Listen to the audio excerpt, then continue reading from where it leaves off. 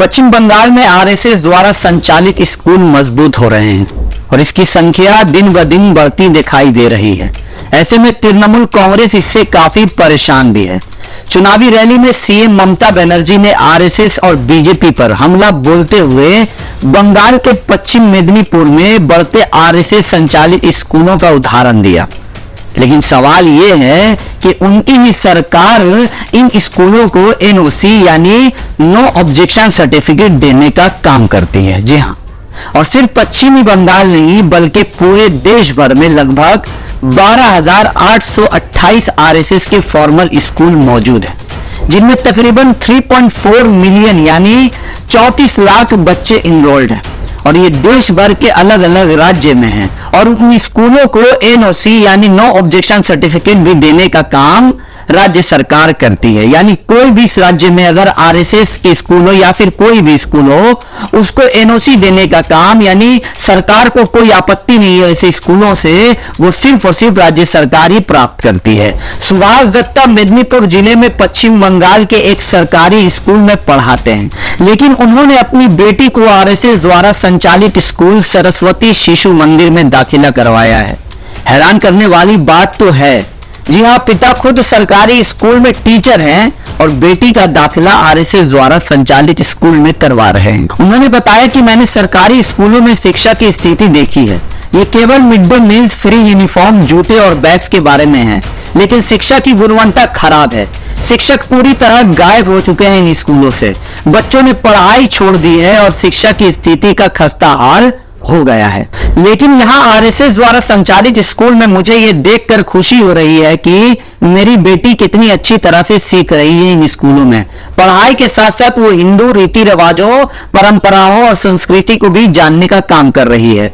सुभाष दत्ता ने ऐसा मीडिया से बातचीत करते हुए कहा है। वहीं पिछले सप्ताह जिले में एक राजनीतिक रैली में मुख्यमंत्री ममता बनर्जी के भाषण में इस स्कूल का जिक्र आया था कि केशियारी ब्लॉक में एक आरएसएस का स्कूल है। पहले आरएसएस में कुछ अच्छे लोग थे जो कुर्बानियों और भक्तियों को वैल्यू देते थे, लेकिन आज वो केवल फायदे की ही सोच रहे हैं और यही कारण है कि भाजपा ने गंदे खेल को सहारा लिया है। ममता बनर्जी ने ऐसा रैली को संबोधित करते हुए कहा। वहीं मुख्यमंत्री ने जो कहा उस पर विस्तार करते हुए तृणमूल कांग्रेस सांसद डेरेक ओब्रायन ने द प्रिंट को बताया कि आरएसएस कैसे बढ़ा हुआ है और इसकी फंडिंग पर भी सवाल उठाया है। 2014 से लेकर 2013 के बीच पूरे भारत में आरएसएस की शाखाओं में 62% की बढ़ोतरी आई है। जी हाँ, 62% की बढ़ोतरी आई है। क्या आरएसएस एक रजिस्टर्ड संस्था है? ऐसा डेरेक ओब्रायन ने सवाल किया।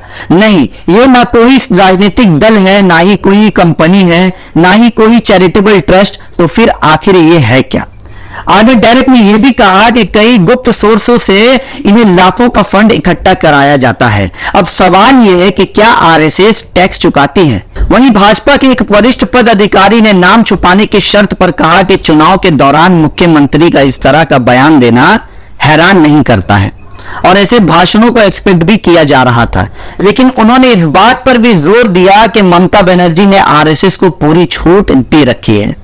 ऐसा मैं नहीं कह रहा हूं, बल्कि भाजपा के वरिष्ठ पद अधिकारी ने द प्रिंट को कहा और द प्रिंट में छपे खबर के आधार पर मैं ये बात आप तक पहुंचा रहा हूं।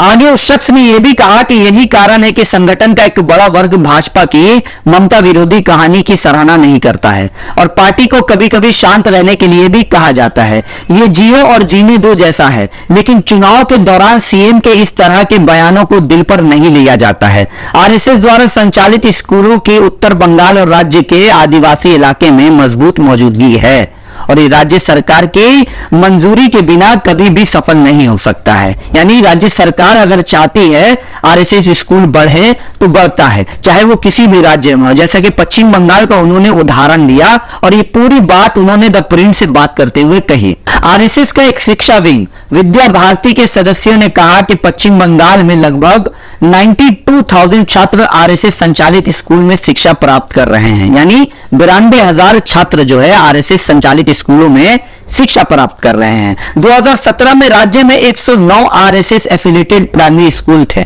जिनमें 66,090 छात्र इनरोल्ड थे। अब स्कूलों की कुल संख्या 300 से ज्यादा हो गई है और छात्रों की संख्या 92,000, यानी सिर्फ और सिर्फ 6-7 सालों में डबल, यानी 100 से 300 तक ये आरएसएस की स्कूल पश्चिम बंगाल में खोली जा चुकी है, जिनमें द प्रिंट को यह भी बताया गया कि ये स्कूल मालदा, कूच बिहार और नदिया जिलों में फल और फूल रहे हैं। एक समय पर आरएसएस द्वारा संचालित स्कूल की बढ़ोतरी ने सत्तारूढ़ तृणमूल कांग्रेस को भी परेशान कर दिया था।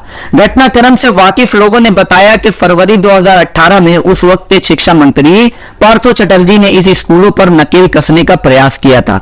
उन्होंने कहा था कि सरकार ने आरएसएस से जुड़े 125 स्कूलों की पहचान की है जो बिना एनओसी के चल रहे हैं और उन पर तुरंत प्रतिबंध लगाने का फैसला भी किया गया था। लेकिन कलकत्ता हाई कोर्ट के इंटरफेयर के बाद या फिर ये मान सकते हैं कि ये मामला पूरी तरह से शांत पड़ गया और फिर आज तक ऐसा कदम फिर दोबारा से नहीं उठाया गया। अब हैरान करने वाली बात तो ये है कि जिस जज ने इस मामले में रोक लगाई थी वो कोई और नहीं बल्कि जस्टिस अभिजीत गंगोपाध्याय थे, जो अभी पश्चिम बंगाल के तामलुक से बीजेपी की सीट पर लोकसभा का चुनाव लड़ रहे हैं। आरएसएस दक्षिण बांग्ला के महासचिव जिष्णु बासु के अनुसार विद्या भारती के एडमिनिस्ट्रेटिव नियंत्रण में आने वाले विवेकानंदा विद्या विकास परिषद द्वारा संचालित स्कूलों ने ग्रामीण क्षेत्रों में सरकार द्वारा संचालित स्कूलों की तुलना में काफी लोकप्रियता हासिल की है, यानी इन जगहों पर RSS school is better than government school.